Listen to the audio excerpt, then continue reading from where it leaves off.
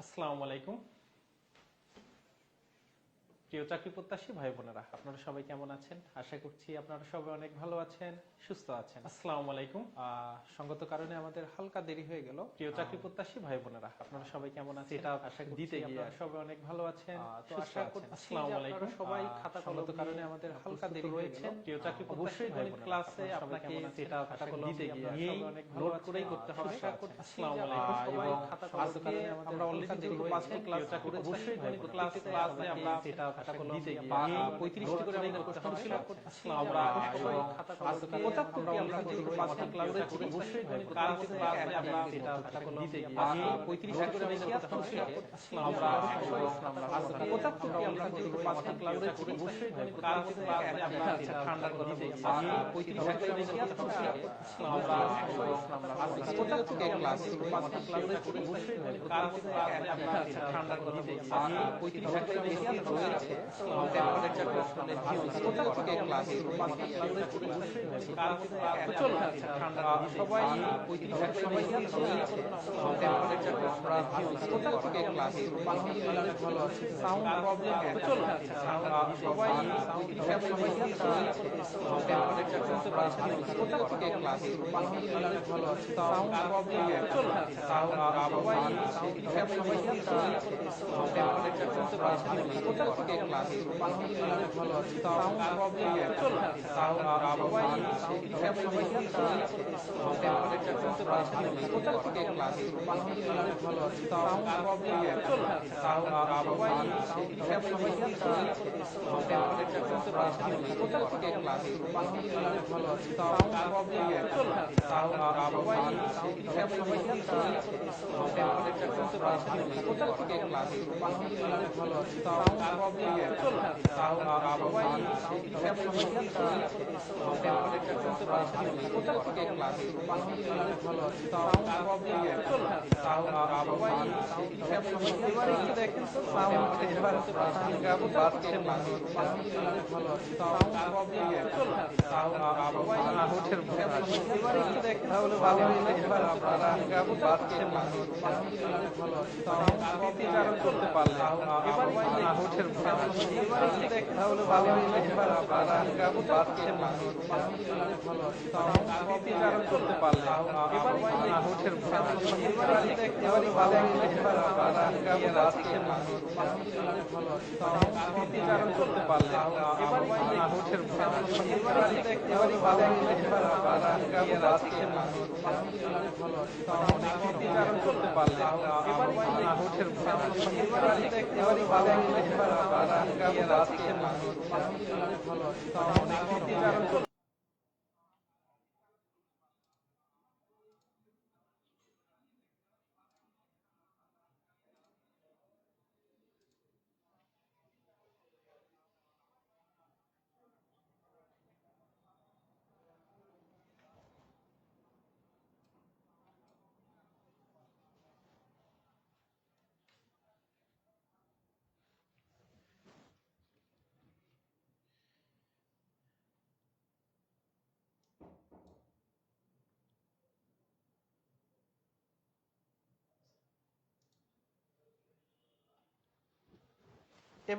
এবার একটু দেখেন আস্তে আস্তে শেষ।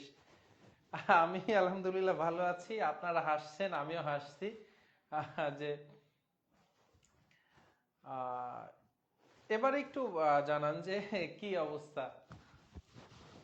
এবারে একটু জানান যে কি অবস্থা হচ্ছে সাউন্ডের। আপনাদের শাহিন স্যার এসে উনিও হাসছেন, আপনারা যেমন হাসতেছেন উনিও হাসতেছে যে কি ব্যাপার, কি ঘটনা ঘটলো। এবারে একটু জানান, এবারে জানান যে সবকিছু ক্লিয়ার আছে কিনা। এখন ঠিক আছে, এখন ঠিক আছে। আচ্ছা, এখন ক্লিয়ার।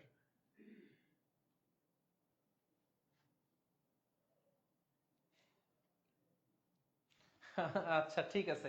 তো চলুন আমরা অনেক সময় নষ্ট হলো আমাদের।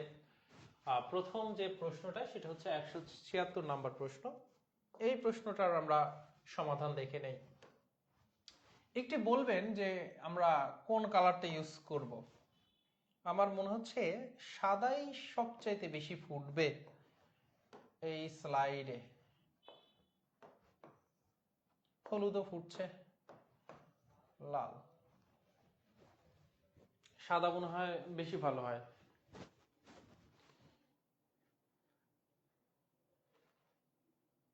এখন কোনো সমস্যা নেই।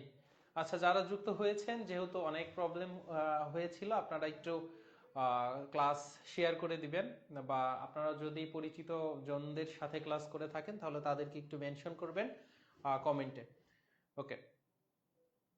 সাউন্ড অনেক কম কেন স্যার? সাউন্ড যদি কম মনে হয়, সাউন্ড এটা আমরা যেহেতু আজকের ক্লাসটা এভাবে নেই, আপনারা একটু ফোনের সাউন্ড একটু বাড়িয়ে নিন। 4%।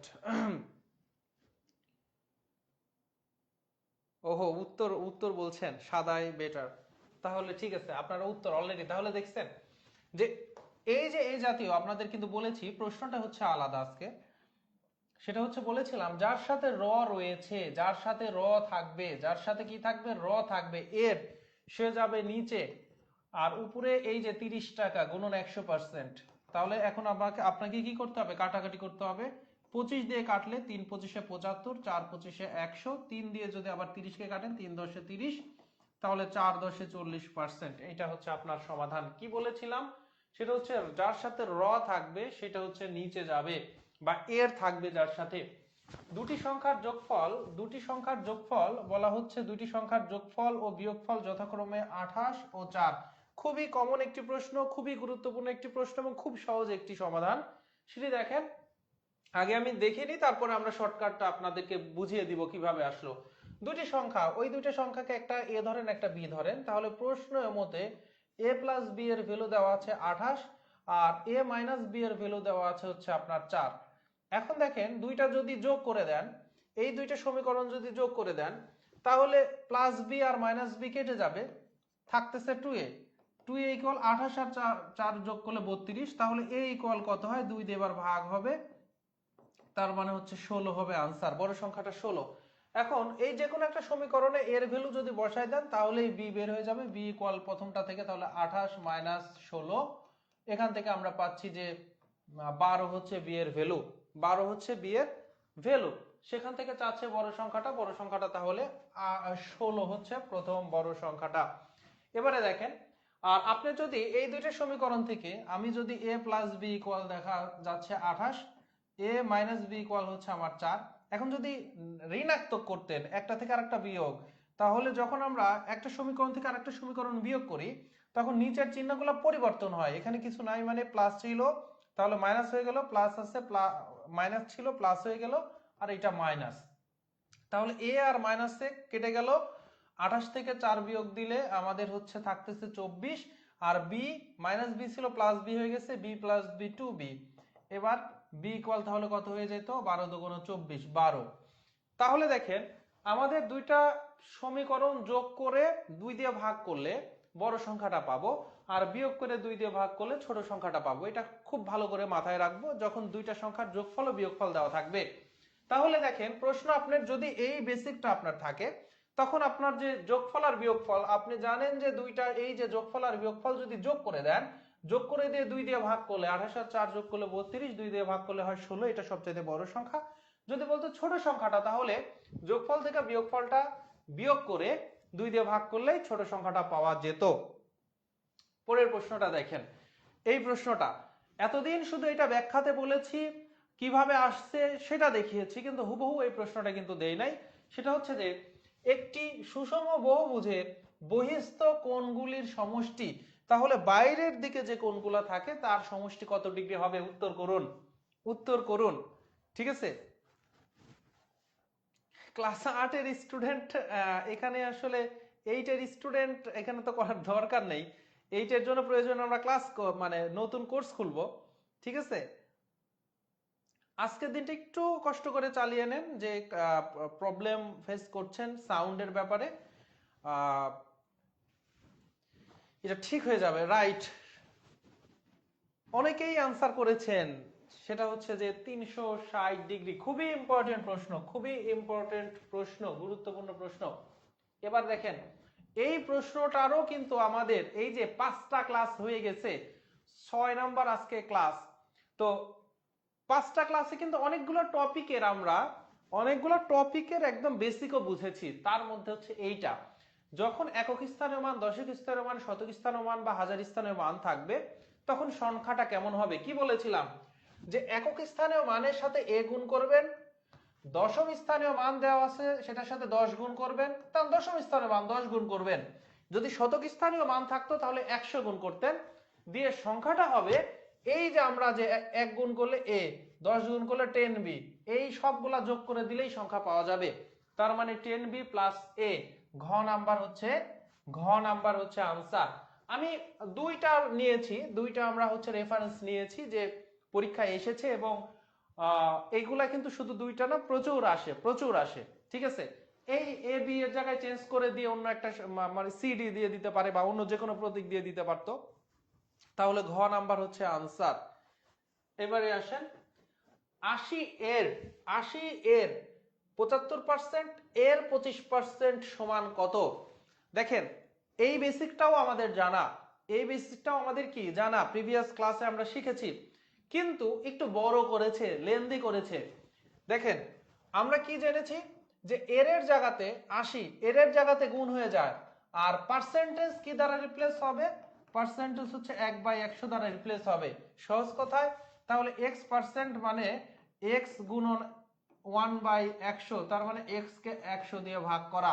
তাহলে কোন একটা সংখ্যার সাথে পার্সেন্টেজ থাকা মানে ওই সংখ্যাকে 1 দিয়ে ভাগ করা, এর মানে গুণ 25% মানে 25 কে 100 দিয়ে ভাগ করা। তার মানে এই প্রশ্নটা একটু বড়, কিন্তু আমরা বেসিকটা জানি, এর জায়গাতে গুণ হবে আর পার্সেন্ট মানে হচ্ছে 100 দিয়ে ভাগ করা। এখন জাস্ট স্বাভাবিক নিয়মে আপনাকে কি করতে হবে, কাটাকাটি করতে হবে। আমরা যদি কাটি 25 দিয়ে, 4 25 104, তাহলে এই 4 দিয়ে যদি আবার এই 20 কে কাটি, সরি 80 কে কাটি, 4 দুগুণে 8, তাহলে 20। এবার আমরা যদি 25 দিয়ে 75 কে কাটি, 3 25 75, 25 দিয়ে আমরা কাকে কাটতে পারি, 100 কে কাটতে পারি, 4 25 100। এই 4 দিয়ে আমরা কিন্তু 20 কে কাটতে পারি, 4 5 20, তাহলে উপরে থাকলো 5 আর 3, সপ্ত শেষ, 3 5 হচ্ছে 15। তাহলে আনসার কত হচ্ছে, খ নাম্বার 15। আনসার হচ্ছে 15, রাইট। অনেকেই আনসার করেছেন যে 15 আনসার। আপনারা দ্রুত এবং নিজে দেখবেন যে আপনি কয়টা বেঁধে গেলেন এবং কয়টা আপনি পারছেন এবং কোন টপিকটা আপনার একদমই জানা নেই। আজকে যেহেতু 6 নাম্বার ক্লাস, 5টা যে ক্লাস, আমরা 35টা করে প্রশ্ন আমরা 5 ক্লাসে আমরা করেছি, সমাধান একদম বিশ্লেষণ সহ। এর মধ্যে কিন্তু 35টারই আমি বেসিক বুঝিয়ে নাই। তাহলে প্রত্যেকটা ক্লাসে অন্তত 10টা প্রশ্নের আমরা বেসিক শিখেছি। তাহলে 5 10 50টা টপিকের বেসিক কিন্তু আপনার জানা, কমন পড়তেছে। এখন আপনাকে নিজে পরীক্ষা দিয়ে নেন যে আপনার অবস্থাটা কতটুকু হলো, কি অবস্থায় দাঁড়িয়েছে। এবার দেখেন এই প্রশ্নটা একটু নতুন টাইপের, কিন্তু আমরা এইটার ম্যাথগুলো আমরা করতে পারবো যদি ধরতে পারেন। একটি আয়তক্ষেত্র কেমন হয় দেখতে, বিপরীত বাহুগুলো সমান ও সমান্তরাল, এবং এই প্রত্যেক কোণগুলো 90 ডিগ্রি করে থাকবে। আর প্রত্যেক কোণ যদি 90 ডিগ্রি না থাকে তাহলে সেটা হয়, বিপরীত বাহুগুলো সমান ও সমান্তরাল হলে সেটা সামান্তরিক। এবারে আসেন প্রশ্ন বলতেছে একটা আয়তক্ষেত্রের প্রস্থ, আমরা দৈর্ঘ্যকে ধরে নেই, দৈর্ঘ্য a আর প্রস্থ হচ্ছে b। প্রস্থ তার দৈর্ঘ্য অপেক্ষা 40% কম। মোট কত পার্সেন্ট, আমরা জানি কোন একটা জিনিসের 1 গুণ, পুরা অংশটুকু মানে 100%, পুরা অংশটুকু মানে 100%, তাহলে দৈর্ঘ্য 100%, পুরা দৈর্ঘ্যটা 100%। এখন বলতেছে প্রস্থ তার দৈর্ঘ্য অপেক্ষা 40% কম, তাহলে দৈর্ঘ্য যদি 100% হয় তার থেকে 40% কম হচ্ছে আমার প্রস্থ, তাহলে 100% থেকে 40% বিয়োগ করলে থাকে হচ্ছে 60%। বুঝতেছেন কিনা, বলতেছে প্রস্থ তার দৈর্ঘ্য অপেক্ষা 40% কম, তাহলে দৈর্ঘ্য 100%, তাহলে প্রস্থ কত হবে, 100 থেকে 40% যেহেতু কম বলতেছে তাহলে 40 বিয়োগ করলে 60%। এর পরের লাইনে কি বলতেছে, যদি আয়তক্ষেত্রের প্রস্থ 36 মিটার হয় তাহলে আয়তক্ষেত্রের ক্ষেত্রফল কত। আমরা জানি আয়তক্ষেত্রের ক্ষেত্রফল হচ্ছে দৈর্ঘ্য গুণন প্রস্থ, তার মানে a গুণন b। এখন আমরা কিভাবে a আর b এর মান বের করতে পারি, প্রস্থের মান দেওয়া আছে, দৈর্ঘ্যের মান জানলেই কাজ হয়ে যাচ্ছে। এখন প্রস্থটা কত 60% আর সংখ্যাতে কত দেওয়া আছে 36, তার মানে আপনি লিখতে পারতেছেন 60% ইকুয়াল 36। উভয় পক্ষকে যদি 6 দিয়ে ভাগ করেন, এই পাশে থাকতেছে 10% আর এই পাশে 6 দিয়ে ভাগ করলে থাকতেছে 6। তার মানে 10% ইকুয়াল যদি 6 হয়, তাহলে 100%, দৈর্ঘ্যকে 100%, তাহলে 100% ইকুয়াল কত? 10 গুণন 6, তার মানে 60। এগুলো প্রত্যেকটা ক্যালকুলেশন কিন্তু আপনি ব্রেন দিয়ে করে ফেলতে পারবেন। আমি এখানে লিখে আপনাকে বুঝাচ্ছি সময় নিয়ে, বাট আপনি যদি জিনিসটা ধরতে পারেন তাহলে পরীক্ষার হলে আপনি করতেছেন দৈর্ঘ্য অপেক্ষা 40% কম, তাহলে দৈর্ঘ্য যদি 100% হয়, প্রস্থ 60%, 60% ইকুয়াল 36 হলে এখন 60 6 দিয়ে ভাগ করলে 10% ইকুয়াল 6, তাহলে 10% ইকুয়াল 6 হলে 100% ইকুয়াল হচ্ছে আমার কত? 6 গুণন 10, 60, যেহেতু 10 10 100, তাহলে 60 আপনি পেয়ে গেলেন। দৈর্ঘ্য গুণন প্রস্থ, তাহলে 60 গুণন 36, 60 গুণন 36, তাহলে 6 6 36, 3 6 18 আর 3 21, আর এই 0 2100 হচ্ছে আমার কি 60, 2160 বর্গ মিটার। ঘ নাম্বার হচ্ছে আনসার। বুঝতে পারলেন কিনা? স্লাইডের কালার আগেই ঠিক ছিল, সরি টু সে। পেনের কালার চেঞ্জ করলে ভালো হয়।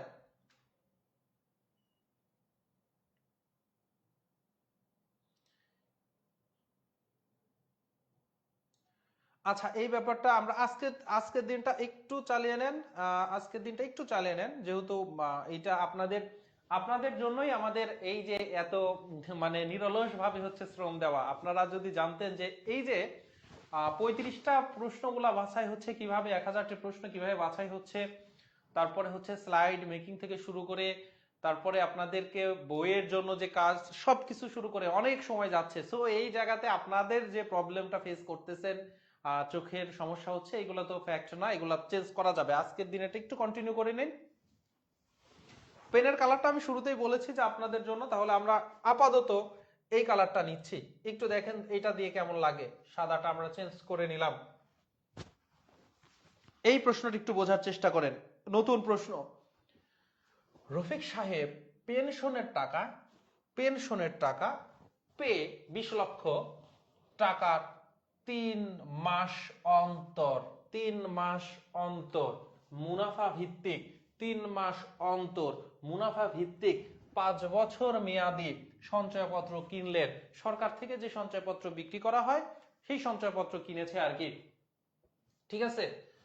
তার মানে সরকার যখন জনগণ থেকে লোন নিতে চায়, এটা জনগণের কাছ থেকে সরকারের লোন নেওয়ার একটা প্রসেস হচ্ছে বন্ড বা সঞ্চয় পত্র বিক্রি করা। বাংলাদেশ ব্যাংকের মাধ্যমে এটা করে থাকে। তো সঞ্চয়পত্রের বার্ষিক মুনাফা 12%। আমরা জানি ব্যাংক সবসময় বার্ষিক চিন্তা ভাবনা করে, বার্ষিক 1 বছরে আপনাকে কত টাকা লাভ দিবে। কিন্তু এখানে বলেছে 3 মাস অন্তর মুনাফা ভিত্তিক। তার মানে ধরুন আপনাকে একটু বুঝিয়ে দিই যে আপনি ব্যাংকে টাকা রাখলেন 1 লক্ষ টাকা, বার্ষিক ধরেন 10% দিবে, আপনার সাথে চুক্তি হলো। কিন্তু 6 মাস পরে আপনি বললেন যে আপনার ইমিডিয়েট দরকার, আমার টাকাটা উঠাই নিব।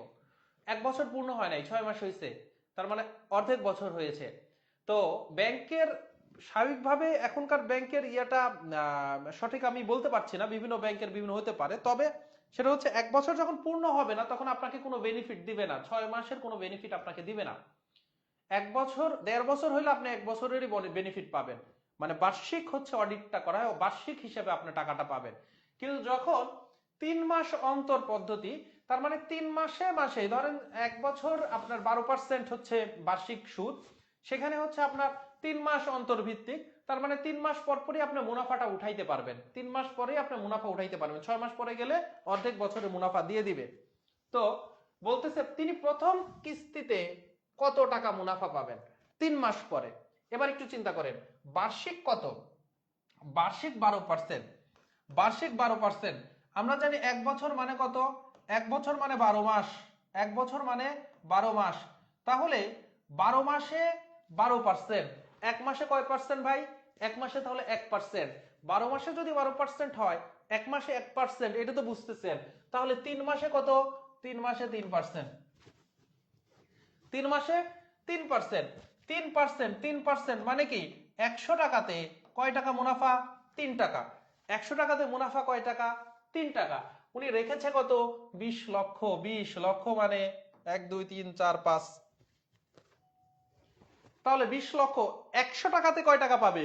100 টাকাতে 3 টাকা, তাহলে 100 মানে 2 শূন্য, তাহলে 2 শূন্য কেটে দিয়ে 3 দিয়ে আপনি গুণ করে দেন, তাহলে 2 শূন্য কেটে দিয়ে থাকতেছে 20,000 গুণন 3, এই 60,000 হচ্ছে আপনি 3 মাস পরে পাবেন।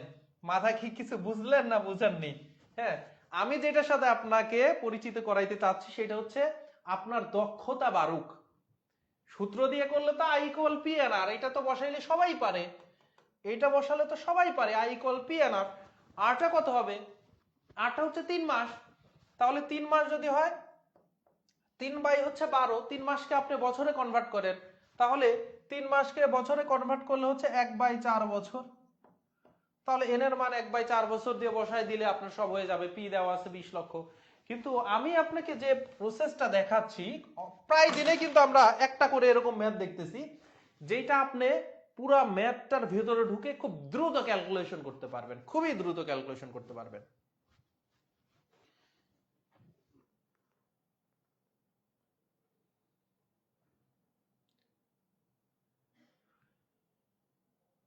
তিন পার্সেন্ট নিলেই হবে, রাইট, 3% নিলেই হবে। আই ইকুয়াল টু পিএনআর দিয়ে আপনি 3% নিতে নেবেন, 3% নিলে আবার 1 বছর দিবেন। এখানে আর এর মান যদি 3% নেন তাহলে কিন্তু 1 বছর দিবেন। হ্যাঁ, এবার আমি আপনার সাথে যেটার সাথে খাপ খাওয়াইতে চাচ্ছি, আপনাদের অনেকেই মানে গণিত বাস্তব লাইফে চিন্তা করেন না, যে কারণে প্রবলেমটা হয়, এবং চিন্তা না করতে করতে এমন অবস্থা চলে গেছে চিন্তা করতে আর ভালো লাগে না, মনে হয় শুধু সূত্র দিয়ে, শুধু শর্টকাট। কিন্তু শর্টকাটের চাইতে এটা আপনি দ্রুত ক্যালকুলেশন করতে পারবেন, এবং আপনাকে পরীক্ষার হলে নতুন ম্যাথ দেখলে আপনি কোনো সময় আর ওই যে কমন পাওয়ার চিন্তা করবেন না। আপনি ম্যাথ মানে সুন্দর মতো ওইটা থেকে সহজভাবে ম্যাথ করে যাবেন, যেটা চেয়েছে সেটা বের করে দিবেন। বলতেছে রফিক সাহেব পেনশনের টাকা 20 লক্ষ টাকা 3 মাস অন্তর, 20 লাখ টাকা ব্যাংকে 3 মাস অন্তর সুদ ভিত্তিক বার্ষিক 12% মুনাফাতে ব্যাংকে রেখেছে, 5 বছর মেয়াদী বন্ড কিনছে। এখন 3 মাস অন্তর মানে কি 3 মাস পর পর সে টাকাটা উঠাইতে পারবে। এখন 3 মাস পরে কত টাকা পাবে? 3 মাস পরে নিশ্চয়ই 1 বছরের টাকা পাবে না, 1 বছরে দিবে হচ্ছে 12%। তাহলে 1 বছর 12% মানে কি ভাই? 12 মাস, 1 বছর মানে মাসে নিয়ে আসেন 12 মাস, তাহলে 12 মাসে যদি 12% হয় তাহলে 3 মাসে কয় পার্সেন্ট? 1 মাসে 1% মুনাফা পাচ্ছে, তাহলে 3 মাসে কয় পার্সেন্ট মুনাফা পাচ্ছে? 3% মুনাফা পাচ্ছে। 3 মাসে কয় পার্সেন্ট মুনাফা পাচ্ছে? 3% মুনাফা পাচ্ছে। তাহলে এই যে আমি যে ব্যাংকে টাকা রেখেছি কত? 20 লাখ। আমি যে ব্যাংকে টাকা রেখেছি কত? ব্যাংকে টাকা রেখেছি 20 লক্ষ, তাহলে 20 লক্ষ লেখেন, 20 লক্ষ লেখেন। তাহলে এই 20 লক্ষের 3 মাস পরে কয় টাকা পাবে? 20 লক্ষের 3% পাবে। 1 বছরে পাবে 20 লক্ষের 12%, আর 3 মাসে পাবে 3%। তাহলে এই যে এর এই ক্যালকুলেশন করলেই হয়ে যাবে 20 লাখ, তাহলে 20 লাখ একটা শূন্য বেশি দিয়েছি, এর মানে গুণ 3% মানে 3/100, এই দুইটা শূন্য আর এই দুইটা শূন্য কেটে গেলে 3 20 60, এই হচ্ছে ক্যালকুলেশন। ঠিক আছে, এই হচ্ছে আপনার কি ক্যালকুলেশন। এখান থেকে দুইটা শূন্য কেটে দেন, তাহলে এই হচ্ছে আপনার ক্যালকুলেশন যে 20 লাখ এর 3%। কেন 3% বুঝতে পেরেছেন? যেহেতু 3 মাস, প্রথম কিস্তিতে 3 মাস পরে। আর এইটা আমি এখানে কি বুঝিয়েছিলাম যে আপনি যখন ম্যাথ করবেন তখন চোখ দিয়েই কেটে দিবেন। কারণ কি? কারণ 100 টাকাতে 3 টাকা, তাহলে 20 লাখের মধ্যে থেকে দুইটা শূন্য কেটে দেওয়া মানে পার 100 হিসাব চলে আসতেছে। আপনাকে বলা হচ্ছে, আপনাকে বলা হচ্ছে 100 টাকাতে 100 টাকাতে 5 টাকা প্রফিট দিব।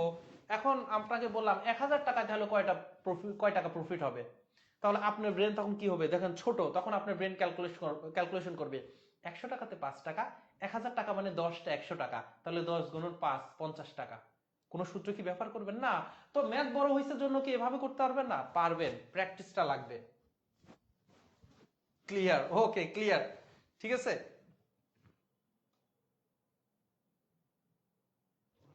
একটা ভাবতে যাইতে হবে, জানতে হবে। ইয়েস, একটা প্রশ্ন নিয়ে এত সময়ের কারণ হয় যে আপনাদের মাঝে অনেকে বুঝতে পারে নাই, এই জন্যই সময়টা লাগলো। একটি কোণের মান তার সম্পূরক কোণ। সম্পূরক কোণ মানে কি, দুইটা কোণের যোগফল যদি 180 ডিগ্রি হয় তাহলে আমার সেই কোণ দুইটাকে পরস্পর সম্পূরক কোণ বলা হবে। আর যোগফল যদি কি হয় 90 ডিগ্রি হয় তখন তারা কি হবে, পরস্পর হচ্ছে পূরক কোণ। পরস্পর হচ্ছে পূরক কোণ, পূরক কোণ, পূরক সম্পূরক। এখন কি বলতেছে, একটি কোণের মান তার সম্পূরক কোণের অর্ধেক। তাহলে সম্পূরক কোণ যদি 2x হয় তাহলে তার কোণ, এই যে দুইটা কোণ, একটা কোণ কিন্তু একা কোনো সম্পূরক কোণ না, দুইটা কোণের যোগফল যখন 180 ডিগ্রি হয় তখন পরস্পর পরস্পরের দুইজনের সম্পূরক কোণ।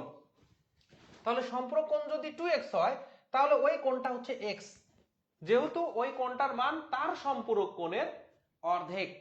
তার মানে এদের যোগফল, তার মানে x আর 2x এর যোগফল কত হবে 180, তার মানে 3x ইকুয়াল যদি 180 হয় তাহলে x ইকুয়াল হচ্ছে 60, 180 কে 3 দিয়ে ভাগ করলে তাহলে 2x ইকুয়াল তাহলে কত হবে 120। এখন বলতেছে কোণটির মান কত, তাহলে কোণটির মান হচ্ছে আমার 60।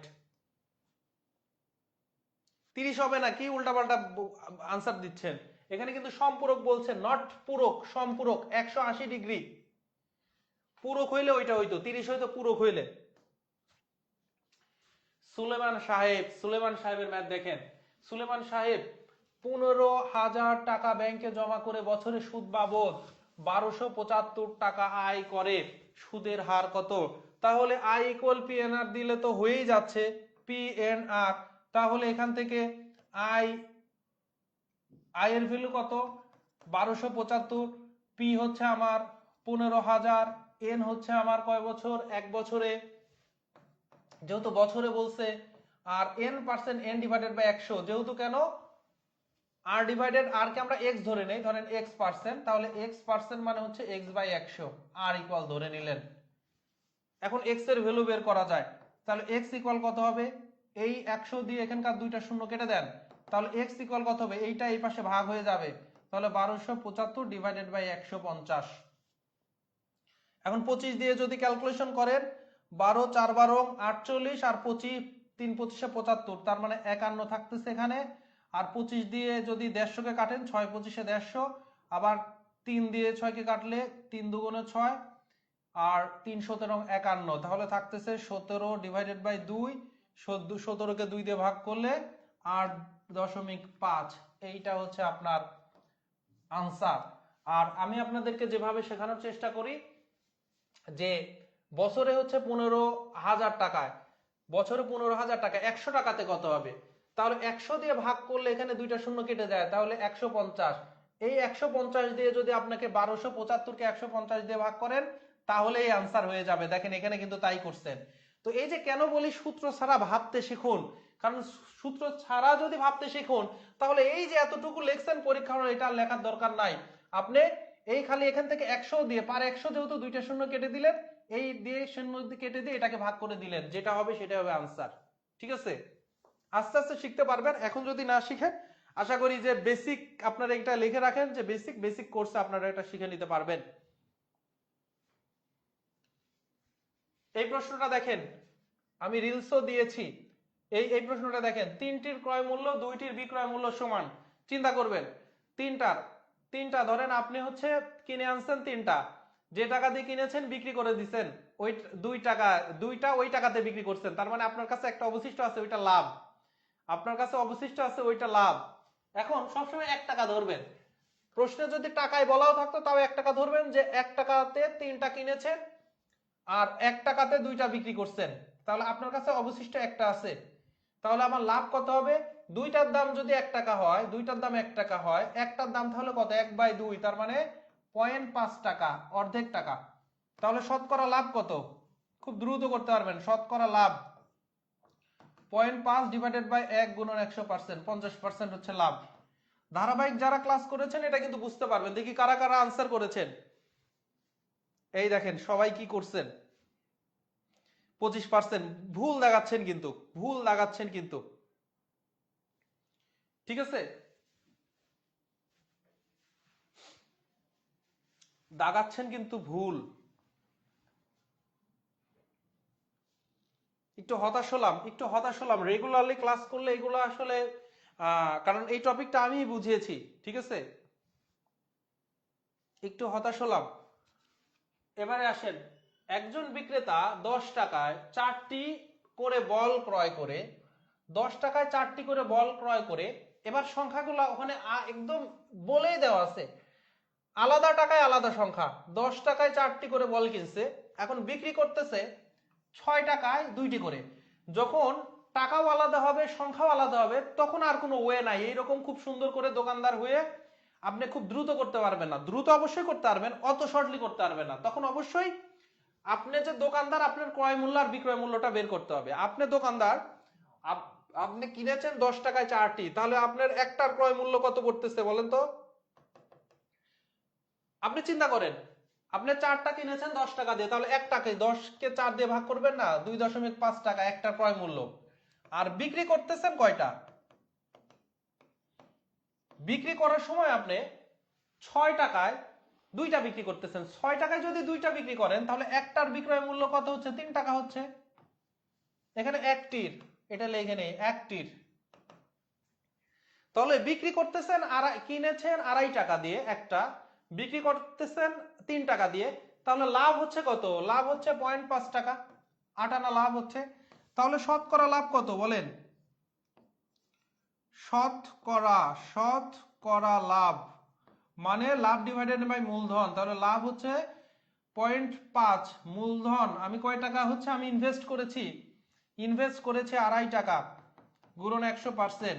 এখানেও এক ঘর আগে দশমিক, এখানেও এক ঘর আগে দশমিক, তাহলে দুইটাই উঠাই দিতে পারেন। এবারে 25 দিয়ে কাটলে 4 25 4, এবার 4 5 20, 20% হচ্ছে আনসার। খ নাম্বার হচ্ছে আপনার কি?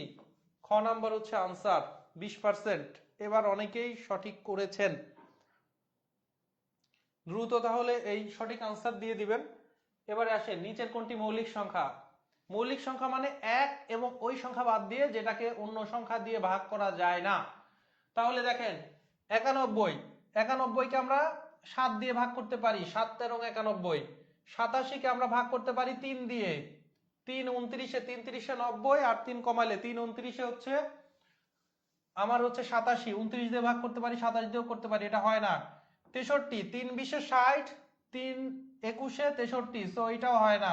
3 দিয়ে যায়, 21 দিয়ে যায়, এগুলো 29 দিয়ে যায়, 13 দিয়ে যায়, আরো দিয়ে যাবে। আর 59 একে কিন্তু ভাগ করা যায় না কোনো সংখ্যা দিয়ে, 1 এবং 59 ছাড়া, সো এটা মৌলিক সংখ্যা।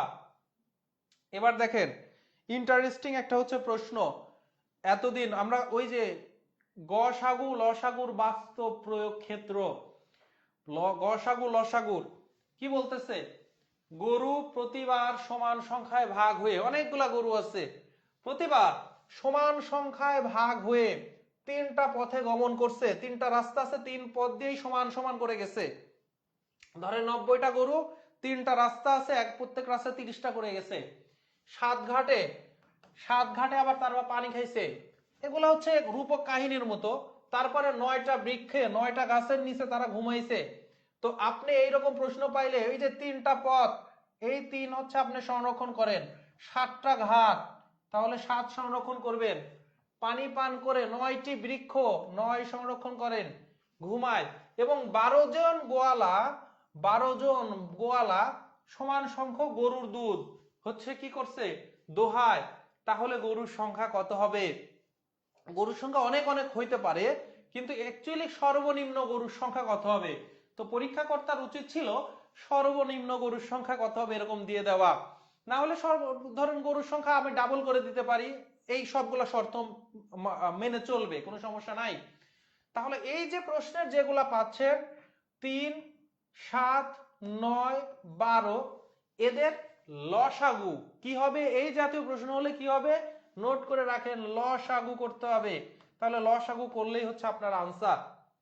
এবার 3 দিয়ে 9 কে ভাগ করা যায়, আবার 12 কেও ভাগ করা যায়, সো 3 কে আপনার 3 বাদ দিয়েও আপনি এই 3টার লসাগু করলেই হবে। এবার 9 আর 12 লসাগু হচ্ছে 36। দেখেন 4 নং 36, 12 3 12 36, তাহলে এদের লসাগু কত হবে?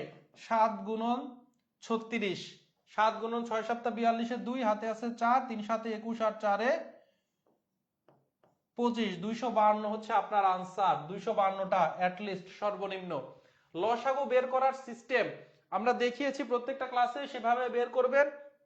আর আজকে যেটা দেখালাম, লসাগু বের করার সময় কোনো ছোট সংখ্যা দিয়ে যদি বড় সংখ্যাকে ভাগ করা যায়, ওই ছোট সংখ্যা বাদ দিয়েই আপনি লসাগু করবেন। মানে ধরেন 5টা 6টা, এখানে আর একটা ছিল 6ও ছিল, 6-এরও লসাগু বের করা যাবে।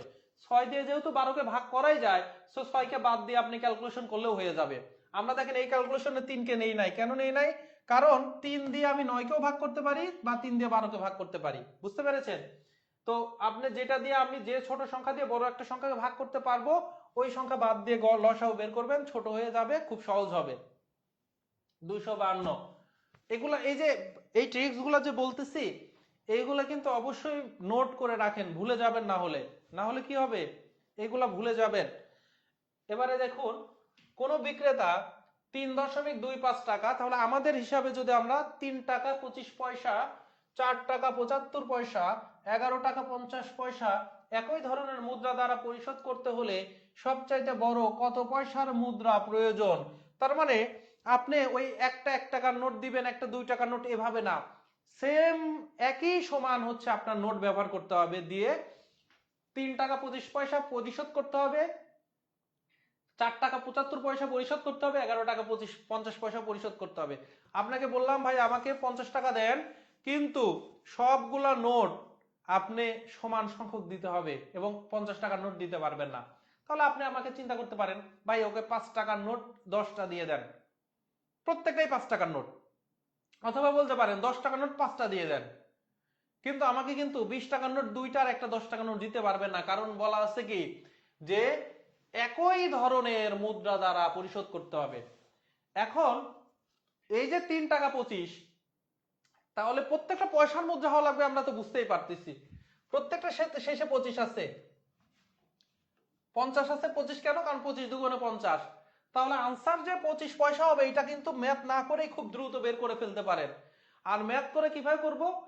3 টাকা 25 পয়সা মানে 325 পয়সা, 4 টাকা 75 পয়সা মানে 475 পয়সা, 11 টাকা 50 পয়সা মানে 1150 পয়সা। এখন হচ্ছে যদি আপনি এইগুলার কি বের করতে হবে, সবচেয়ে বড় এদের মধ্যে গসাগু, গরিষ্ঠ সাধারণ গুণিতক। তো আপনারা ইউক্লিডিয়ান পদ্ধতিতে ইউজ করতে পারেন, যে দুইটা দিয়েই ভাগ করা যাবে, মানে সবগুলাকেই ভাগ করা যাবে এরকম সংখ্যা প্রথমে 2 দিয়ে দেখবেন, তারপরে 2 দিয়ে না গেলে 3 দিয়ে দেখবেন, 3 না দিয়ে 5 দিয়ে দেখবেন। দেখেন কি 2 দিয়ে যায়, যায় না, 3 দিয়ে যায়, যায় না, 5 দিয়ে যাবে। 5 দিয়ে যদি করেন, 5 ছক 25, সরি 5 ছক 30 আর 2 5, 5 5 25, 5 নং 45, 2 5, 5 5 25, 5 দুগুণে 10, 3 5 15, আর হচ্ছে আমার কত, 0। 5 দুগুণে 10, তাহলে 1 5, 3 5 25, ও 5 দিয়ে, হ্যাঁ 3 3 আগেরটাই ঠিক ছিল। এবার আবার কিন্তু 5 দিয়ে যাবে, 5 দিয়ে যদি আমরা করি, তাহলে 5 13 65, 5 19 95, 5 4 5 20, 5 6 30। এবার দেখেন নিচে 13 মৌলিক সংখ্যা, ওগুলাকে আর যাবে না। সো গেছে কত দ্বারা? 5 আর 5 দ্বারা, 2 বার 5 দ্বারা, তাহলে এই দুইটা যে যাদের দ্বারা যাবে ভাগ তাদের গুণ করতে হবে। সো 5 আর 5 গুণ করলে হয় 25। এইটা হচ্ছে সিস্টেম, ঠিক আছে? নোট করে রাখুন যে গসাগু। এবারে আসেন যে এই যে সবচেয়ে বড় ভগ্নাংশ, এটা আপনারা বের করেন কিভাবে, এগুলো আমরা শিখেছি, কিন্তু প্রশ্নটা আলাদা। আমাকে দুইটা দুইটা করে চেক করতে হবে, 5/12, 6/13 দিয়ে আর গুণ করতে হবে, 5 13 65 আর 5 12 6 12 72। তাহলে কে বড় হচ্ছে? 72 বড়। সো 72 বড় যেহেতু, তাহলে এই পাশেরটা বড়। অনুরূপ ভাবে 6 24 কত হয়? 6 24 হবে হচ্ছে 144, আর 13 বার হচ্ছে 143, তাহলেও এইটা বড়। আবার এইটার সাথে যদি আপনি এটা চেক করেন, 6 8 48 আর 3 13 39, সো অবশ্যই কোনটা বড় হচ্ছে? এইটা বড়। আমি একটু মুখে মুখে বলে দিলাম, কারণ এই প্রসেস আপনাদেরকে অনেক দিনই করিয়েছি, এটার সাথে আপনারা মানে নেট প্রবলেমের জন্য প্রশ্ন দেখলে এন্ড বুঝতে প্রবলেম হচ্ছে।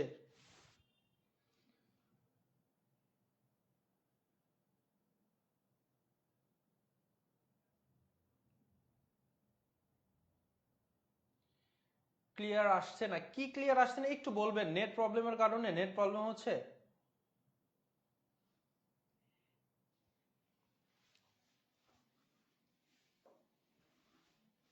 এবার দেখুন, যেহেতু গুণ আর ভাগ আছে, আপনি গুণ আর ভাগ থাকলে লেফট সাইড থেকেও যাইতে পারেন, কোনো যেহেতু ব্র্যাকেট নাই, অথবা বদমাস অ্যাপ্লাই করতে পারেন, কোনো সমস্যা নাই। বদমাস ব্র্যাকেট অফ, তারপরে ডি ডিভিশন, তার মানে তারপরে মাল্টিপ্লিকেশন, আগে ভাগের কাজ। তাহলে ভাগ আপনি করে নিতে পারেন। সেটা হচ্ছে এখানে 3 গুণন 0.3 কে 2 দিয়ে ভাগ করলে কত আসবে? 0.3 কে 2 দিয়ে ভাগ করলে আপনি প্রথমে চিন্তা করবেন যে কি নাই, এই পয়েন্টটা নাই, তাহলে আসতেছে কত? 1.5। যেহেতু পয়েন্ট আর ঘর আগে আসবে, তার মানে 0.15। ঠিক আছে, 0.30, এইটা মানে আপনি আরেকটু সহজ করে এভাবে লিখতে পারেন, 3 এর পরে একটা 0 দেন, তার মানে দেখতে পাচ্ছেন যে 30 কে আপনি 2 দিয়ে কাটলে 15 হয়, তো পয়েন্টের জায়গায় পয়েন্ট বসে গেল 0.15। এবার 3 গুণন 0.15, 3 15 45, আর পয়েন্ট ছিল 2 ঘর আগে, 2 ঘর আগে পয়েন্ট বসাই দেন, তাহলে 0.45। হ্যাঁ, এখানে নেট প্রবলেম হতে পারে। 1 ঘনমিটার মুখস্থ করবেন, 1 ঘনমিটার ইকুয়াল কত লিটার? 1000 লিটার। ওই যে সেরা ট্যাঙ্ক, গাজী ট্যাঙ্ক 1000 লিটারের, ওইটা আসলে 1 ঘনমিটার। যদি মনে করতে চান যে 1 ঘনমিটার এটা এই আয়তনটা কতটুকু হবে, তাহলে 1000 লিটারের গাজী ট্যাঙ্ক বা সেরা ট্যাঙ্ক বা যে কোনো 1000 লিটারের একটা ট্যাঙ্ক দেখে চিন্তা করে নেবেন, ওইটা হচ্ছে 1 ঘনমিটার। ওইটা হচ্ছে 1 ঘনমিটার, মুখস্থ করবেন। একজন লোক সপ্তাহে আয় করেন 450 টাকা, সে ইনকাম করেন, ব্যয় করে 300 টাকা, তাহলে আয় থেকে ব্যয় বিয়োগ করলে 150 টাকা, এটা তার সঞ্চয়। প্রশ্ন পড়বেন আর তারপরে আগাবেন, বলতেছে তার আয়ের সাথে সঞ্চয়ের অনুপাত কত? আগে আয় বলতেছে। দেখেন, গত একটা প্রশ্ন আমরা দেখেছি গত ক্লাসে, সেখানে বলছিল তার সঞ্চয় ও আয়, আমি বলছিলাম আগে যেটা সেটা দিতে হবে আগে, তাহলে আয় আগে আছে, আয়ের সাথে সঞ্চয়। আয় হচ্ছে 450 টাকা আর সঞ্চয় হচ্ছে 150 টাকা, অনুপাত করবেন, তাহলে 0 0 কেটে দেন। এবার 15 দিয়ে 45 কে কাটলে 3 15 45, তাহলে 3 আর 1, তাহলে 3:1। এইটা হচ্ছে আপনার আনসার। ম্যাথকে সহজভাবে নেন, সহজভাবে চিন্তা করুন, তাহলে দেখবেন যে ম্যাথ সহজ। আর যদি মনে করেন খালি সূত্র মুখস্থ করব, খালি সূত্র মুখস্থ করব, তাহলে ভাই দেখবেন যে সূত্র হয়ে যাবে অনেক, আর এত সূত্র মুখস্থ রাখতে পারবেন না। পরীক্ষার আগের দিন খালি বলবেন যে এত কম সময় রিভিশন কিভাবে দিব, পরীক্ষার হলে এতগুলা সূত্র কিভাবে মনে রাখবো, এগুলা করতে করতে আপনি ভুলে যাবেন। এবারে দেখেন, 15 জন লোকের গড় 29, তাহলে গড় মানে কি? গড়ের একটা জিনিস মাথায় রাখলেই হচ্ছে যে গড়, এটা মাথায় রাখলেই হচ্ছে না, বাক্সা এমনিই থাকবে, কারণ এগুলো তো আমাদের জীবন ঘনিষ্ঠ ম্যাথ। গড় বের করা মানে আমার যে সমষ্টিকে সংখ্যা দিয়ে ভাগ করা, তাহলে সমষ্টি কি হবে? সমষ্টি হবে আমার যে গড় থাকবে আর সংখ্যা কয়টা জিনিস সেটা গুণ করতে হবে।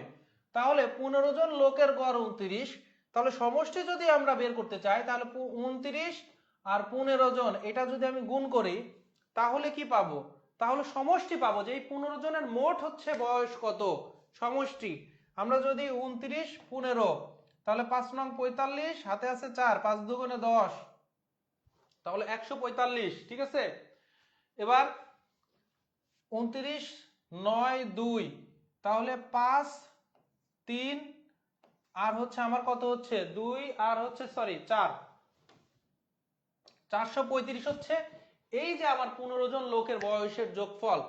এখন বলতেছে তাদের মধ্যে আবার 2 জনের গড় 55, এদের মধ্যে 2 জন আছে ওদের গড় আবার 55, তাহলে ওই 2 জনের বয়স আসলে কত হবে? 2 গুণন 55, তাহলে ওই 2 জন মিলাই 110 বছর দিয়ে বলতেছে বাকি 13 জনের আসলে গড় বয়স কত। তাহলে ভাই আমার এখানে যেটা সমষ্টি বের করলাম 15 জনের, এই 15 জন থেকে আমার 2 জনকে আলাদা করতে হবে। কোন 2 জন? যার গড় হচ্ছে আমার 55, তাহলে তাদের সমষ্টি কত হবে? 110। তাহলে 110 যদি আমি বিয়োগ করে দেই, তাহলে 325 থাকতেছে। এই 325 সমষ্টি কাদের?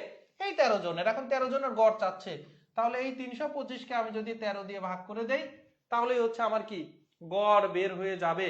তাহলে 13 13 দুগুণে হচ্ছে আমার কত? 13 দুগুণে 26, তাহলে 2, তাহলে 4 3 7 আর 5, হ্যাঁ আমাদের এখানে 35, 325 এর জায়গাতে আমরা লিখছি 35, 325, এই যে তাহলে থাকতেছে 6 আর 5, এবার 5 13 65, 5 দিয়ে তাহলে 25 হচ্ছে আমার কত, 25 হচ্ছে আমার আনসার। এগুলো হচ্ছে নিয়ম, এভাবে চিন্তা করবেন, খুব দ্রুত কিন্তু এটা হয়ে যাবে। আমি আপনাদেরকে স্লোলি দেখাচ্ছি যেন আপনি জিনিসটা ধরতে পারেন এবং পরীক্ষার হলে যেন এই রোড না করা লাগে। আপনি পরীক্ষা হলে কিরকম করবেন, এই উপরে 15 আর 29 গুণ করবেন, এখানে তো এটা গুণ করা লাগতেছে না, এখানে আর গুণ করা লাগতেছে না, তাহলে 55 দুগুণে 110, এখান থেকে 110 বিয়োগ করবেন, 110 বিয়োগ করে যেটা হয় সেটাকে 13 দিয়ে ভাগ করবেন, শেষ। দুটি শহরের প্রশ্নটা একটু পড়ুন। দুটি শহরের দূরত্ব 185 কিলোমিটার। প্রথম 85 কিলোমিটার একটি বাসের 2 ঘন্টা সময় লাগছে, প্রথম 85 কিলোমিটার, তাহলে 185-র মধ্যে 85 যাইতে লাগছে 2 ঘন্টা সময়। এখন বাকি আরো থাকে কত, আরো 100 কিলোমিটার থাকতেছে। এখন বলতেছে পরবর্তী 100 কিলোমিটার কত সময়ে গেলে সম্পূর্ণ যাত্রায় বাসটির গতিবেগ 50 হবে। পুরা যাত্রার গতিবেগ কত দেওয়া আছে, 50। আমরা কি জানি, গতি ইকুয়াল জানি দূরত্ব ডিভাইডেড বাই সময়। তাহলে বলতেছে গতি বলা আছে, পুরা যাত্রার গতি বলা আছে 50, তাহলে দূরত্ব বলা আছে 185। এখন সময় তাহলে কত হবে, তাহলে 50 গুণন সময় ইকুয়াল হবে 185, অথবা আপনি সময়কে এই পাশে নিয়ে আসলে উপরে চলে আসবে সময়, 50কে ওই পাশে গেলে নিচে চলে যাবে। তাহলে ওইটাই আমি পরের লাইনে দেখেন, সময় ইকুয়াল কত হচ্ছে, সময় হচ্ছে 185 ডিভাইডেড বাই 50। এই জিনিসগুলো এক লাইনে আমি আপনাদেরকে, অনেকে আপনাদের মাঝে দুর্বল আছেন জন্য এটা দেখালাম, কিন্তু ম্যাথে অন্তত এতটুকু বুঝতে হবে, সমীকরণের বামে থাকলে ডানে যখন নিয়ে যাব তখন গুণ থেকে ভাগ হয়, ভাগ থেকে গুণ হয়। তাহলে এই 50 আমার তো সময়কে লাগবে, তাহলে সময়কে, এই মালকে এই পাশে নিয়ে আসেন, সময় এই পাশে আসলে উপরে চলে আসলো সময়, আর এই 50 নিচে চলে গেছে ওই পাশে, যে জাস্ট এইটা।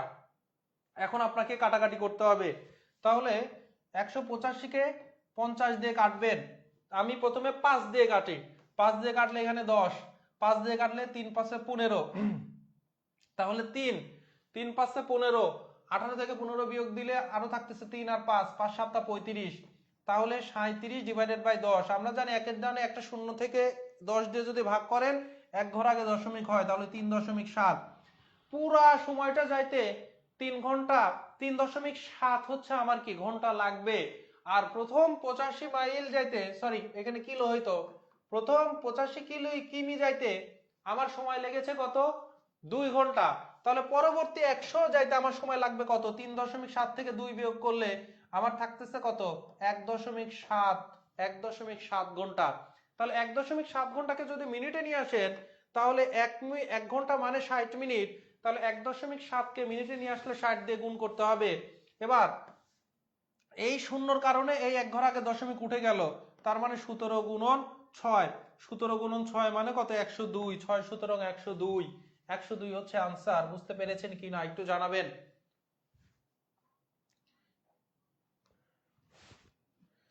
নেটের জন্য দেখেন আপনি কিছু বুঝতে পারতেছেন না, বাকি কিন্তু আবার বুঝতে পারতেছেন, একটু বলুন তো,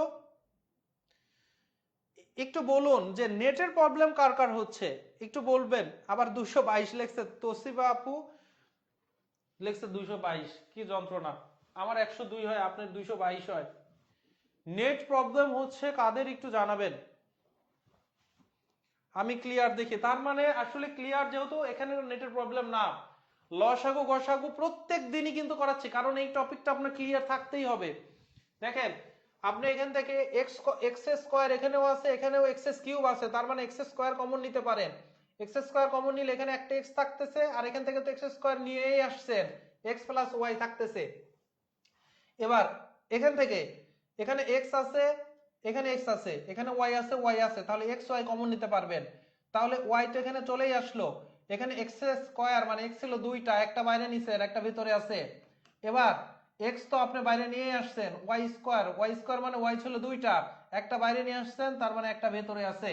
এখন এই দুইটা হচ্ছে আমার রাশি, কি বের করতে বলছে, লসাগু। গসাগু যদি বের করতে বলতো সবচেয়ে বেশি কমন যেটা নিতে পারতাম ওইটা নিয়ে আসতে হইতো, যেহেতু লসাগু, তাহলে আলাদা আলাদা এলিমেন্ট কে কে আছে? এক্স আছে, এক্স নিলেন, ওয়াই আছে, ওয়াই নিলেন, এক্স প্লাস ওয়াই আছে, এক্স প্লাস ওয়াই নিলেন। এরপরে আমার দেখতে হবে ঘাতগুলা। এখানে এক্স প্লাস ওয়াই এর ঘাত 1, এখানে 1, সো এখানে 1 থাকবে। এখানে ওয়াই আছে, এখানে ওয়াই নাই, সো ওয়াই নিলাম। এখানে এক্স এর উপরে ঘাত কত আছে? 2 আছে, তাহলে সর্বোচ্চ ঘাত নিতে হবে, তাহলে এক্স এর উপরে 2 দিয়ে দিবেন। কারণ লসাগু করার সময় সবচাইতে বেশিটা নিব, লসাগু করার সময় সবচাইতে বেশিটা নিব।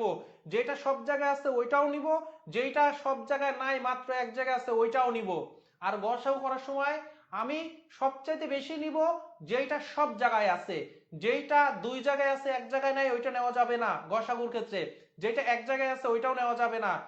তার মানে আমি সবচেয়ে বড় কমনটা নিব, কমন নিব। আর লসাগুর ক্ষেত্রে ভাই যেটা নাই মাত্র এক জায়গায় আছে ওইটাও নিব, সবচেয়ে বড় বড় গুলা তো নিবই, যেটা এক জায়গায় আছে ওইটাও নিব। এটা হচ্ছে লসাগু। এগুলো নোট করে রাখেন, এখন সময় পাবেন না, ক্লাসটা যখন এর পরবর্তীতে রেকর্ডে যে এই কথাটা আবার বারবার পোস্ট করে আপনি নোট করে রাখেন। কারণ কোনো বইতে তো এই কথাটা লেখা থাকলেই ওইটা তখন বুঝতে পারবেন না, ওইটা তখন বুঝতে পারবেন না, কারণ আপনাকে তো কেউ বোঝাই দিচ্ছে না তখন। ঠিক আছে, এবারে আসেন এইটা কোনো কিছুর power a to the power m to the power n থাকা মানে পাওয়ার গুলা গুণ হওয়া, এটা হচ্ছে আমার সূচকের একটা সূত্র। তাহলে আমার এখানে এই ভিতরটাকে এম ধরেন, এটাকে এন ধরেন, তাহলে এ টু দি পাওয়ার -1 গুণন -1 মাইনাস মাইনাসে প্লাস, তাহলে +1, তাহলে এই হচ্ছে আনসার। ঠিক আছে, এ হচ্ছে আনসার। এটাকে আবার এইভাবে চিন্তা করবেন, এ টু দি পাওয়ার -1 মানে আসলে 1/a, তাহলে 1/a কে আবার যদি -1 করেন আবার উল্টায় যে a হবে। পুরো ম্যাথটা আপনার কাছে মনে হবে খুব মজাদার যদি সব জিনিসই বুঝেন, না হলে এই সূত্র দিয়েই যদি খালি করতে হয় তাহলে তো ম্যাথটা তো ফিল করলেন না ভাই। যে পাওয়ার যদি আসলে -1 থাকা মানে এটা 1/a, উল্টা 1/1 এর নিচে থাকা, তাহলে আবার যদি টু দি পাওয়ার -1 হয় তাহলে তাকে আবার উল্টাই দিবেন, তার মানে টু দি পাওয়ার -1 মানে একবার করে উল্টানো।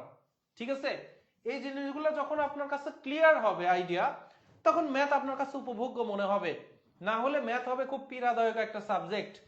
ঠিক আছে, এবার দেখেন এইটা যে লগ, আমরা কি বলেছিলাম লগে এই যেটা বেজ ওটা বেজই থাকে, এই দুইটা জিনিস আসলে সোয়াপ হয়, একটা আরেক জায়গায় চলে যায়। তার মানে এই মাইনাস রুট এখন এক্স এর উপরে আসবে আর 1/6 ওই পাশে চলে গেছে। এবার এক্স টু দি পাওয়ার -1 মানে 1/x, তাহলে x টু দি পাওয়ার -2 মানে হচ্ছে কি হবে 1/x², কারণ মাইনাস পাওয়ারে মাইনাস থাকা মানে একের নিচে, তাহলে 1/x² মানে x², আর 1/16 আছেই তো, এইটাও একের নিচে এইটাও একের নিচে, পরের লাইনে লিখতে পারবেন x² = 16, x² = 16 ইকুয়াল মানে √16, √16 মানে +-4। ঠিক আছে, +-4। তো ম্যাথ খুব সহজ যদি আপনি ওইটাকে খুব সহজ ভাবে নেন, না হলে কিন্তু এগুলাই সব জায়গাতে আসতেছে, এগুলাই আসবে পরীক্ষার হলে। মৌলিক সংখ্যার সেট কেমন হবে? মৌলিক সংখ্যাকে গুণে আপনি শেষ করতে পারবেন? ভাই আপনাকে যদি বলি সংখ্যা আপনি গুণে শেষ করেন, করতে পারবেন না, অসীম পর্যন্ত। তাহলে মৌলিক সংখ্যাও কি হবে? অসীম পর্যন্ত হবে মৌলিক সংখ্যা। মৌলিক সংখ্যাও হবে কি? অসীম পর্যন্ত। যদি স্কয়ার প্লাস 1/স্কয়ার ইকুয়াল 51 হয়, তবে a মাইনাস 1/a কত? এটা খুবই সিম্পল। আপনার কাছে এরকম জিনিস যদি থাকে, ডিরেক্ট আপনি হয় a প্লাস b এর সূত্র অথবা a মাইনাস b এর সূত্র, যে কোনো তো একটা ফেলতে হবে। এখানে মাইনাস আছে, তাহলে মাইনাসের সূত্রে ফেলবেন। তাহলে a minus 1/a whole square equal কত হবে? a square minus 2 into a into b, b মানে 1/a প্লাস b স্কয়ার, তার মানে 1/a স্কয়ার। এবার a স্কয়ার, এই b স্কয়ারটা একটু কাছাকাছি নিয়ে আসেন। কেন কাছাকাছি নিয়ে আসবো ভাই? কারণ এই যে আপনি দেখেই বুঝতেছেন এই দুইটার মান দেওয়া আছে, এ আর ই কেটে গেল, -2, a স্কয়ার প্লাস 1/স্কয়ার এর মান হচ্ছে 51 -2, তার মানে 49। কিন্তু এটা স্কয়ার আছে, আমার কাছে স্কয়ার ছাড়া চাচ্ছে, সো এই পাশে স্কয়ারটা আমি বাদ দিয়ে দিলে ওই পাশে যে রুট হয়ে যাবে। সো 49 মানে 7 7 49 +-7 এই ম্যাথগুলো উপভোগ করতে হবে। ঠিক আছে, উৎপাদক, প্রতিদিন উৎপাদক শিখতেছি, আস্তে আস্তে জটিল। এতদিনে এক চলকের উৎপাদক শিখেছি, আজকে আবার বলবেন আজকের উৎপাদক দুইটা আছে, এই পাশে এক্স স্কয়ার আছে, ওই কনস্ট্যান্ট না থেকে আছে কি ওয়াই স্কয়ার আছে। তো প্রথমে কনস্ট্যান্ট বললাম, যে কনস্ট্যান্টকে ভাঙতে বললাম, পরে এক্স স্কয়ারের সাথে আবার কি দিয়েছি, এখানে ধ্রুবক থাকতো, সহগ থাকতো স্কয়ারের সাথে, তখন বলেছিলাম কনস্ট্যান্টের সাথে সহগ গুণ করবেন। আজকে আবার দেখতেছেন কোনো কনস্ট্যান্টই নাই, আজকে আবার দুই পাশেই চলক। তো দুই পাশেই চলক থাকুক, আপনি দুই চলকেরই সহগ নিবেন, এই সেখানে কিছু নাই মানে 1 আছে। সো 1 আর ওয়াই স্কয়ারের সহগ হচ্ছে 11, গুণ করলে কত হয় 11ই থাকতেছে। এবার এই 11কে ভাঙবেন, 11কে আসলে 11 একটা প্রাইম মৌলিক সংখ্যা, 11কে এক সিস্টেমেই ভাঙা যায়, 11 1 11। সো ম্যাথটা আরো সহজ হয়ে গেল আপনার কাছে। এই ভেতরের এইটা মেলাইতে হবে 11 আর 1 দ্বারা। আপনারা জানেন 11 থেকে যদি 1 বিয়োগ করেন তাহলে 10 হয়, ভেতরে 10 আছে। ভেতরে যদি 12 থাকতো তাহলে 11 আর 1 যোগ করতেন, তাহলে 12 হইতো, কিন্তু ভেতরে আছে 10, তাহলে 10, তাহলে বিয়োগ করতে হবে। এখন বিয়োগ করার সময় আপনার কি সতর্কতা অবলম্বন করতে হবে, এখানে 10 এর আগে মাইনাস আছে, তাহলে 11-র আগে মাইনাস দিয়ে দেন, আর x এই 1 এর আগে হচ্ছে প্লাস দিয়ে দেন। দেখেন 11টা xy, একটা xy, 11-র আগে মাইনাস দিয়েছি কেন, কারণ 10-এর আগে মাইনাস আছে, তাহলে minus 11xy plus xy minus 11y square. আপনার কাজ শেষ, এখন কমন নেবেন, এখানে x আছে এখানে x আছে, x কমন নিলেন, x মাইনাস 11y, এখানে y আছে এখানে y আছে, তাহলে কমন নেন, তাহলে এখানে x থাকতেছে 11y। দেখেন 11y x মাইনাস 11y, তাহলে x মাইনাস 11y কমন নিয়ে নিলেন, এখান থেকে নিলেন এখান থেকে নিলেন, এখানে অবশিষ্ট থাকতেছে x প্লাস অবশিষ্ট থাকতেছে y, এটাই হচ্ছে উৎপাদকের বিশ্লেষণ। তাহলে x মাইনাস 11 y আছে, 11y x প্লাস y, খ নাম্বার হচ্ছে আনসার। কঠিন কিছু না ভাই, যদি এই যে যেটা প্রথম দিনে যারা ধারাবাহিক ক্লাস করতেছেন এরা আমি মনে করছি আপনারা অবশ্যই ধারাবাহিকভাবে ক্লাস করলে এখন উপভোগ করার কথা। প্রথম দিকে হয়তো অনেকের একটু বিরক্ত লাগতে পারে, এখন এসে উপভোগ করার কথা। এবং এইটা যখন আস্তে আস্তে আপনি যখন 15টা ক্লাসের পরবর্তীতে চলে যাবেন, তখন দেখবেন যে আসলে ক্লাসগুলো আরো বেশি মজাদার মনে হবে, যে আপনি তো মোটামুটি সবই পারতেছেন। যখন 30তম ক্লাসে আসবেন তখন আপনার থেকে শুনবো, আপনিই বলবেন। এখন একটু বলবেন যে কি অবস্থা, কেমন লাগতেছে, একটু বলবেন। দেখেন একটা ধারা দেওয়া আছে, যখনই ধারা দেওয়া থাকবে আমি কি বলেছি, দুইটার মধ্যে পার্থক্য দেখবেন, পরপর দুইটা, নট এখান থেকে 3 দেখবেন এখান থেকে 6 দেখবেন, এগুলা করতে যাবেন না।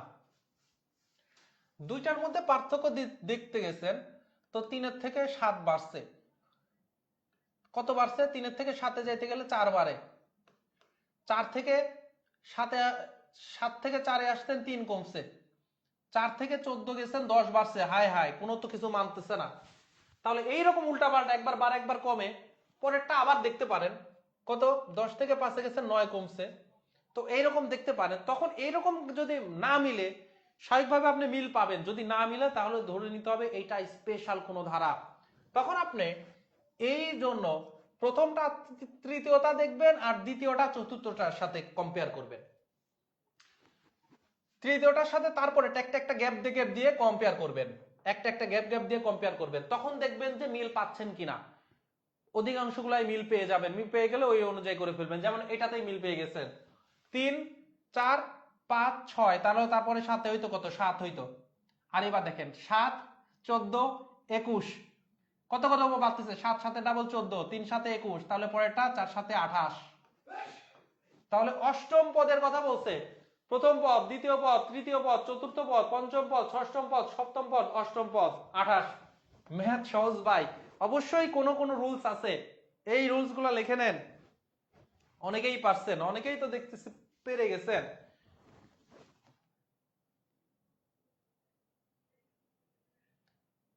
সাইমন সাদিক ভাই বলতেছে আজ প্রথম বাট খুব ভালো লাগছে, একদিনেই ভালো লাগছে, আশা করি আপনি কন্টিনিউ করেন, ভালো লাগবে। ঠিক আছে, প্রথম দিনে ভালো লাগাটা সোটা, তারপরেও যে ভালো লাগছে।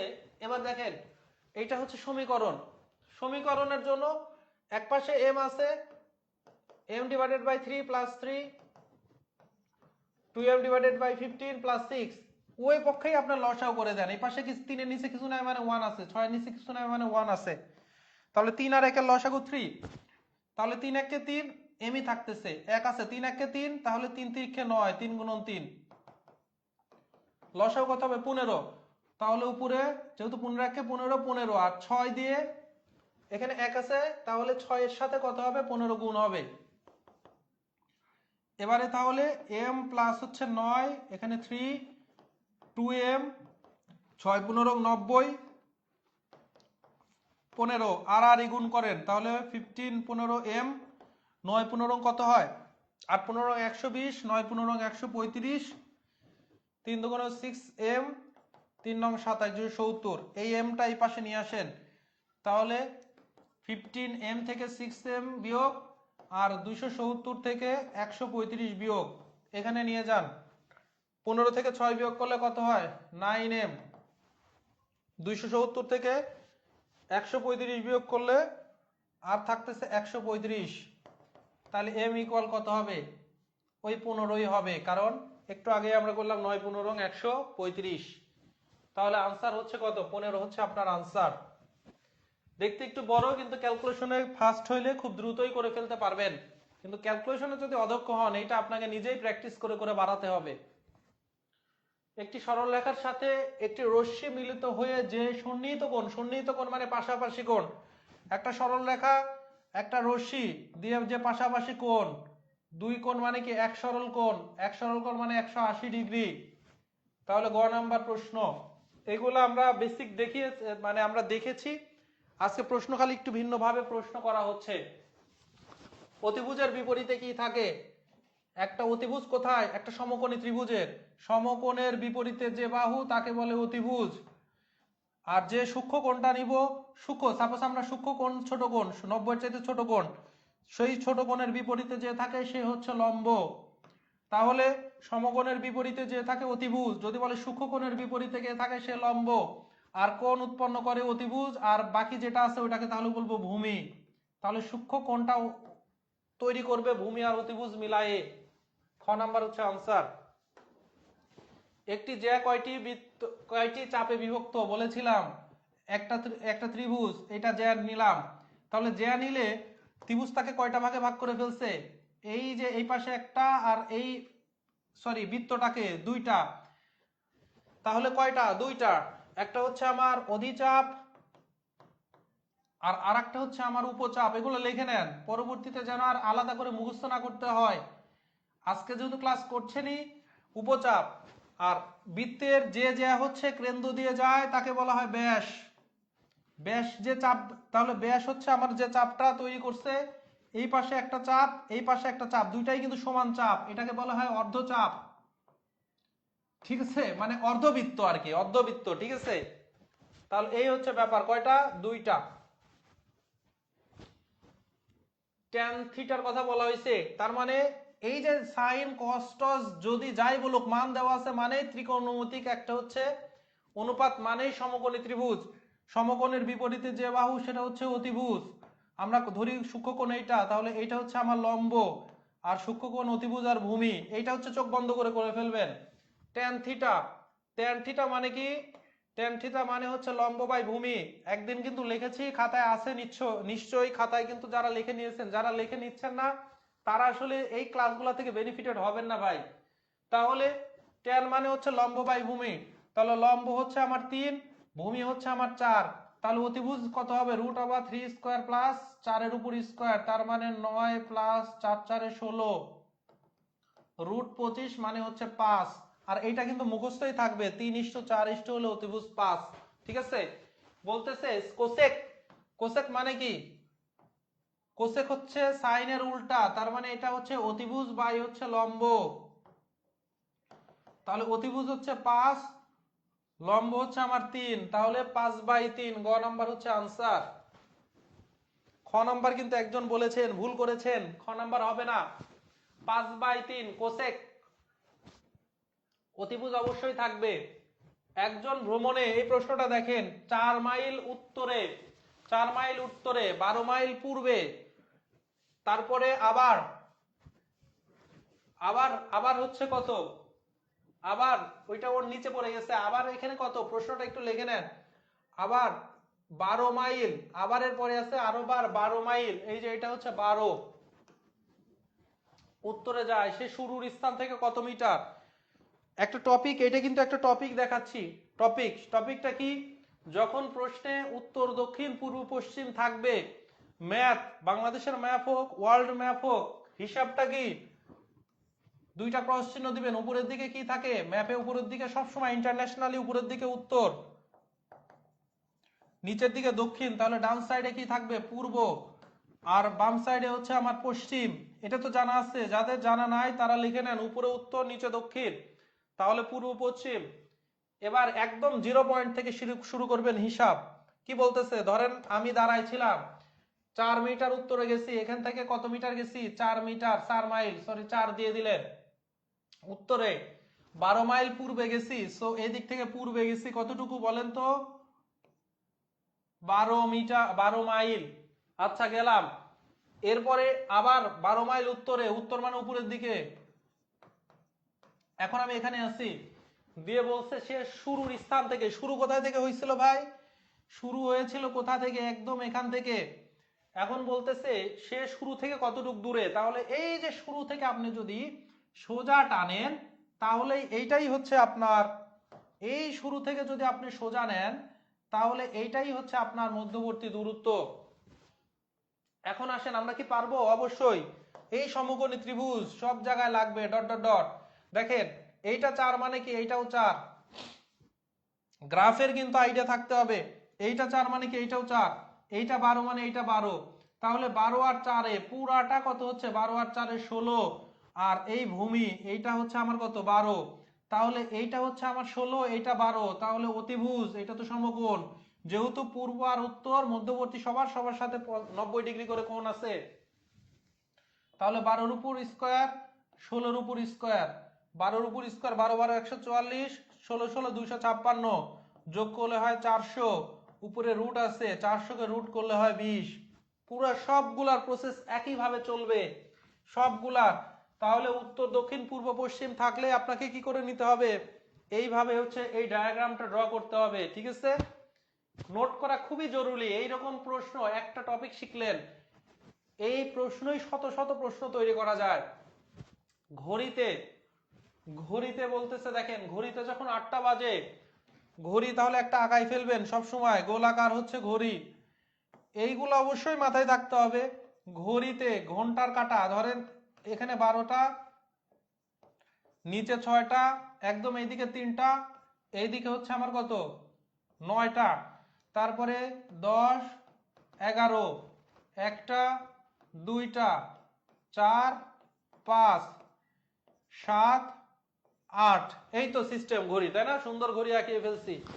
এখন বলছে 8টা বাজে, তাহলে 8টা বাজে ঘন্টার কাঁটা 8টায় থাকবে, আর মিনিটের কাঁটা 12টায় থাকবে, এই হচ্ছে 8টা।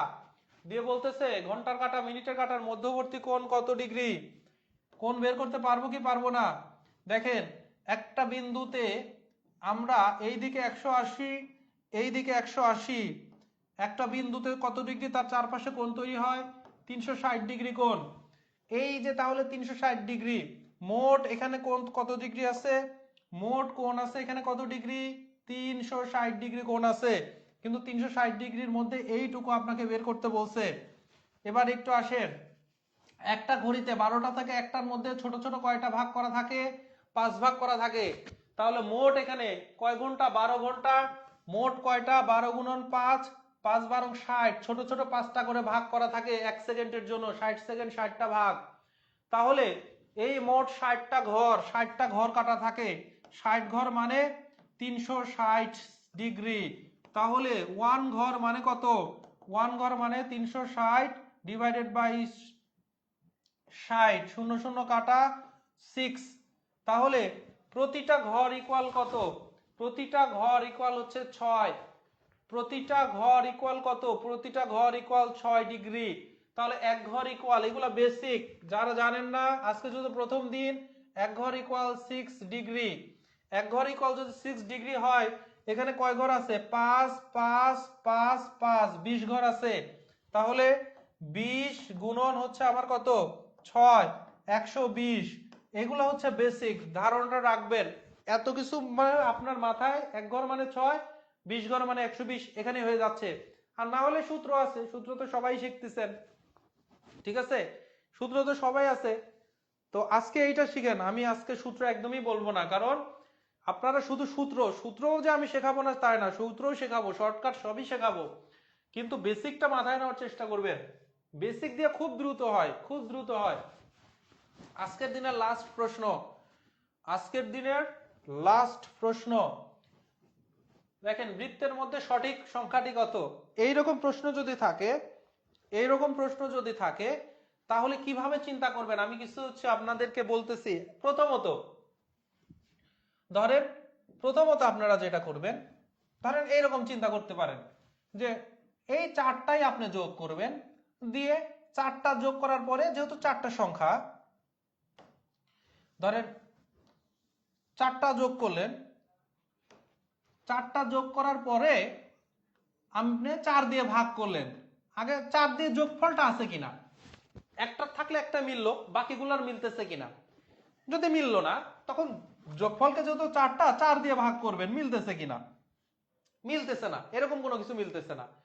তাহলে এইরকম যখন কোনো কিছু মিলতেছে না, তখন আপনাকে আরো বিভিন্ন কায়দা করতে হবে। তখন ধরেন এইটা আর এটা আমি যোগ দেই, এইটা যোগ দিব, এটা যোগ দিয়ে ভাগ করব যে মিলতেছে কিনা। এখন দেখতেছে দুই দিকেই বড় সংখ্যা, মিলবে না। তখন আমরা আরো সিস্টেম করতে পারি, সেটা হচ্ছে এটার মধ্যে আমরা ভাগ, যেহেতু এই পাশে বড় আছে এই পাশে ছোট আছে, তাহলে 81কে যদি আমি 9 দিয়ে ভাগ করি, 9 নং 81, তাহলে 9 পাচ্ছি। এবার 7কে যদি আমি 56কে যদি 7 দিয়ে ভাগ করি, 7 8 56, 8 পাচ্ছি। এবার ভিতরে 1 আছে, তাহলে 9 থেকে 8 বিয়োগ করলে 1 হয়। এইটা আমরা এখানে একটা মিল পেলাম, এখন অন্যগুলাতে মিল পাই কিনা একটু দেখি। তাহলে এই পাটা এইটা দিয়ে হচ্ছে এইটাকে ভাগ করতেছে, তাহলে 36কে 9 দিয়ে ভাগ করলে 4 নং 36, আর এটা দ্বারা এটাকে 27কে যদি 9 দিয়ে ভাগ করি 3 নং 27, তাহলে 4 থেকে 3 বিয়োগ করলে 1, এখানেও 1 আছে, তাহলে মিলে গেছে। এইটাই হচ্ছে আমাদের সিস্টেম, ঠিক আছে। এই জন্য এইগুলো মানসিক দক্ষতা, কিছু রুলস ওয়েতে আপনার যাইতে হবে, যতক্ষণ না না মিলে। 3 দিয়ে যদি 36কে 3 12 36, তাহলে 12। এবার 9 দিয়ে যদি 27কে ভাগ করেন, 3 নং 27 3, তাহলে 12 থেকে 3 বিয়োগ করলে হচ্ছে 9, তাহলে এখানে কত থাকবে, 9 হবে আনসার, ঘ নাম্বার হচ্ছে আনসার, ঠিক আছে। এই অল অ্যাবাউট হচ্ছে টুডেস ক্লাস এখানেই শেষ হচ্ছে। প্রথমে অনেক সাউন্ডের প্রবলেম হলো, এটা ওটা হওয়ার পরে। আচ্ছা ঠিক আছে, ক্লাস তাহলে শেষ করছি। কেমন লেগেছে এটি জানাবেন। দেখা হবে আগামী ক্লাসে। ভালো থাকবেন সবাই। আসসালামু আলাইকুম রহমতুল্লাহ।